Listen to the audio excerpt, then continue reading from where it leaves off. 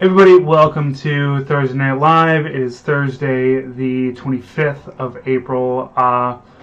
We are fucking well into 2020, even though it's 2019, because the only thing that anybody can fucking talk about is everybody's running for president. Everybody, it seems like every of-age white dude right now is running for president. I mean, Joe Biden decided to throw one. Of course he did. I mean, we all kind of saw that one coming. So, and as always, fuck Joe Biden. I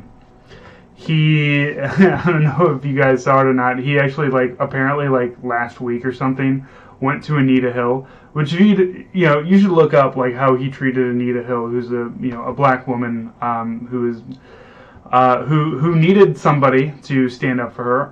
Joe Biden was not there for her, and apparently 30 years later, he tried to apologize, and she's just like, yeah, fuck this guy. So that's where we are with that.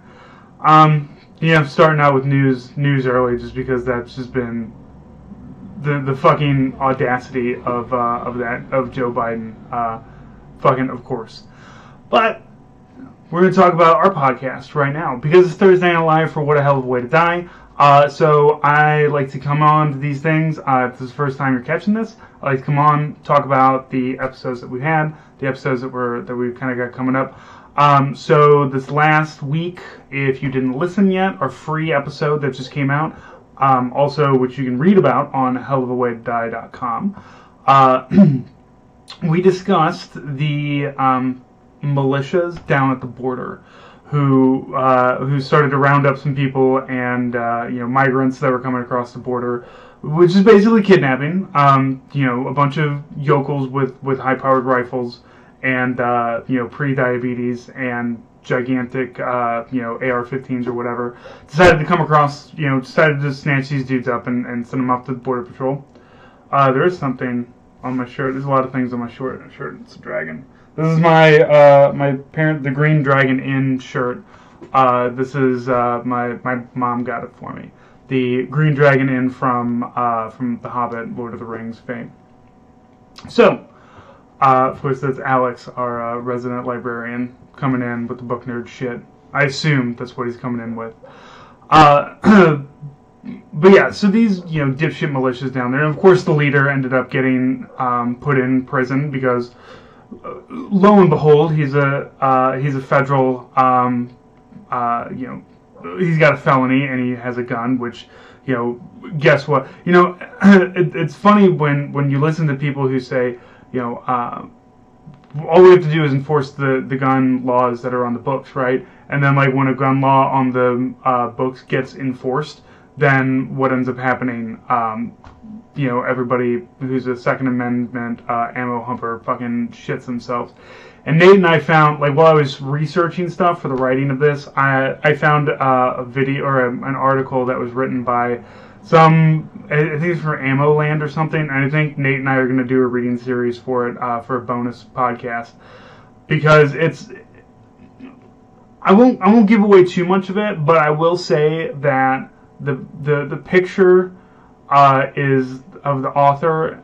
The picture that he chose is himself sitting somewhere with a stupid hat smoking a cigar, so you know exactly what kind of person we're dealing with there. So we're looking forward to reading that, doing another Maureen Todd reading. Also, I did a interview with Shocks on Twitter, SHOCKS. Kerry, who is ex, I think he's going back into the, maybe, I don't know, but Coastie, a Coast Guard guy, asked him, what the hell is the Coast Guard? And, we talked about, he's also a labor lawyer, which is a little bit more important. So he does a lot of stuff with labor law, with unions and stuff, with something very, very highly necessary, considering how much, unions are being gutted, every year by both the left or by both Democrats and Republicans. So, you should definitely, if you're not a member of the Patreon, you should definitely go and become a member and listen to that, or at least follow Shocks, because he's one of those, he's one of those guys who's like a lawyer, but like you don't want to throw him out of a window or put him at the bottom of a lake or something. Like he's a lawyer that is actually uses the law for good things. Uses the law to protect people rather than capital. So thumbs up to Shocks. Definitely go follow him and listen to that. Upcoming bonus stuff. I have in the bag right now. I have a I have a review episode. Not necessarily Is It Fascist. I think Nate and I are going to be the only ones to do those. With Brian Quinby from Street Fight, where Brian and I discuss Triple Frontier, the Netflix original movie with Ben Affleck and Charlie Hunnam and Oscar Isaac, and then two other dudes who I don't know. Those are the main ones there. It's an absolutely terrible movie. I don't recommend anybody watches it, but if you want to listen to us talk about it, you can. That'll be an upcoming bonus episode. And I'm doing another episode with Cynthia. I should be recording that this weekend, hopefully, since it seems like she is no longer dying of whatever, like British influenza, whatever their mutant strains are, flooning on the bounty or whatever strain of fucking flu that, our American bodies are just not ready for. It's just, I realize that, like, Nate and Cynthia were both, from the, they're both on the eastern seaboard there, living, and then they moved to England, which I can only imagine is just worse weather-wise. I have not spent any meaningful time on either the eastern seaboard in a long time or London at all, so I can only assume. But it sounds like Cynthia is no longer dying slowly, so she will be back on, and we're going to talk about a couple of books that we read earlier. For me, I'm still reading Citizen of Earth. I'm only about 50 pages in, but I'll tell you what, it's hooked me. That's another one from Joe Kasabian, and you can be listening to him on Lions Led by Donkeys. There's just, if you're not listening to, to his stuff, it's imagine a history podcast where you're not, like, bored out of your mind, because he talks about, like, his stuff, like, he did a Civil War, episode, but it was just, like, he wants to talk about this one, like, prison base during the Civil War, because God knows if you did, like, a full episode about the Civil War, there'd be, like, a bajillion dudes with, like, gigantic mustaches that are tobacco stained that are going to come out of the woodworks and start yelling at you about it. So how big is the book? I don't know which book are we talking about. Joe's? I have it. It's on my tablet, so I don't know. I don't have I don't have the dead trees in my hand. Only the dead trees that are powering it. So I couldn't tell you how big it is. But like I said, so far pretty good. Let's see what else. So we've got the Brian. Oh, I'm going to be doing an episode with Brock Wilbur pretty soon. I was going to do that episode tonight, but Thursday is my lives. And also, my wife and I are frantically trying to, like, get, things organized in our current house, because we found a smaller house that we want to move into. So we're trying to get this, gigantic Victorian nonsense back into some sort of semblance of, something that somebody might want to buy, and then we're going to go live in a house that is like a third the size of this, and we're very excited about that. Also very excited to not have a house that is 130 years old and covered in plaster, and I'm sure echoey and shit. That's, everything in here. So that's kind of what we have going on.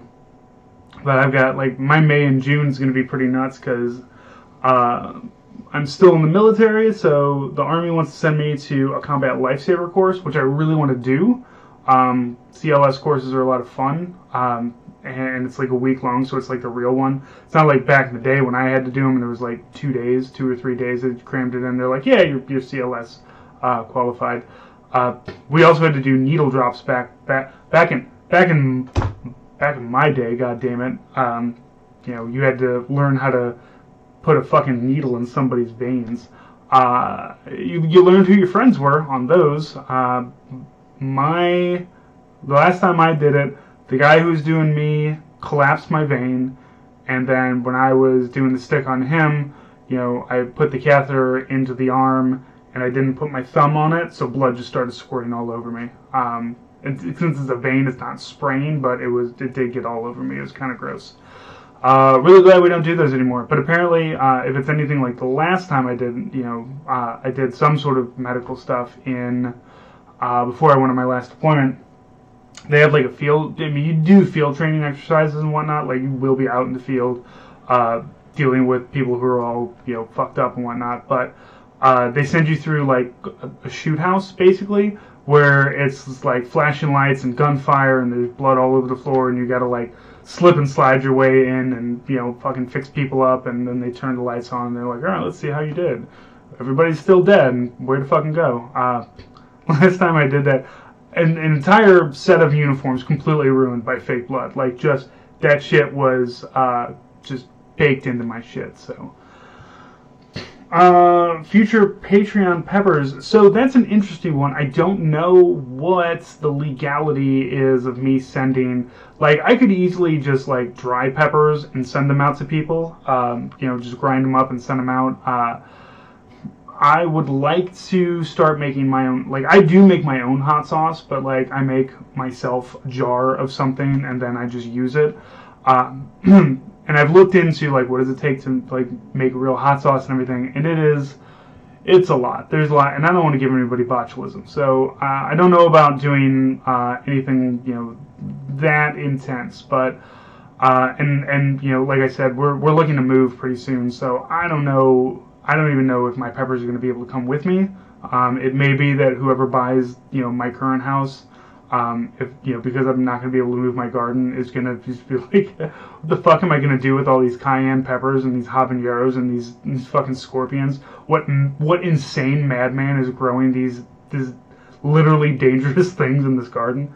So, with luck, I can say, write it into the contingency that I get to come over, in like, August and September and like take down peppers and take them back with me. So we'll see.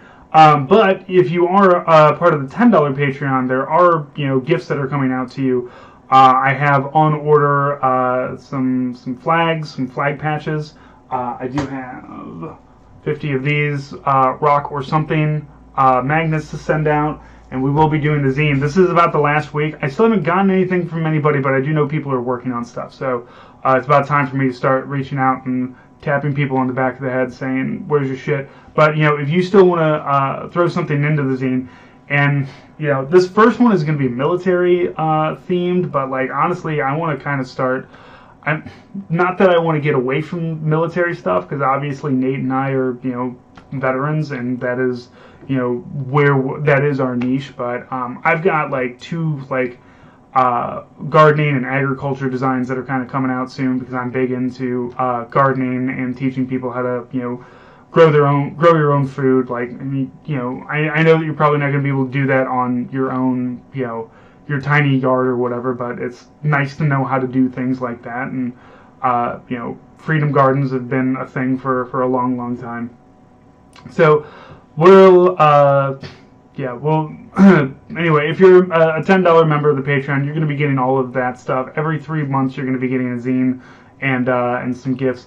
I'm trying to get it down to every month. Street Fight Boys have been doing it for a while, and that is my ultimate goal, but I want to do like a year, do 4 of them in a year, and then see where we're at with it. See if we get more and more people into it, more people getting into it. Even if you're a $5 person, you will still get the zine. You'll get a digital copy of it. We're not going to mail it out to you. But if you're $10, you're going to get physical. I think what I'm going to, depending on the pricing, I might do 2. One for you and one to give away to somebody. I keep hearing from people like how we're a big influence for them, especially left-leaning people in the military. So that's always the Patreon's a good thing to help me. It's like, oh yeah, I'm making money and I can pay my bills and I can pay my mortgage with this, but also I can use the money to cycle it back out to you guys. But like, I also, it's really great to hear that like people give a fuck about us and what we do just in general. So that is fantastic, and we really love that. Hopefully pretty soon, we're gonna have Amber Mathwig back on. and she's got the Unauthorized Absence podcast. She hasn't updated it in a while, but that's because Amber actually goes out and does stuff. She doesn't just talk into a microphone. She goes out and does protests and works for veterans advocacies and works against police. So you should be following her, absolutely. Tudor Bell, TOOTERBELLE on Twitter. I'm hoping to get her back on because she had some uproar recently. So if you're not aware of it, go and go check her out. So, but other than that, that's kind of where we're at right now. Still plugging along, still doing great stuff. Still really happy to have something, something for all of you. Glad to have the feedback and everything. So if you have any other feedback that you guys have for us, if there's anything you want to see, if you want to give in some writing or some bad photoshops or some drawings or whatever to the zine, whether this one or any ones in the future, absolutely please do get in contact with me. Here on Twitter at ArmyStrang, or you can email sergeantjoker@hellofawaytodie.com. That goes directly to me. And we'll get you in and we'll get you working on that. So, again, thank you, and we will talk to you next week.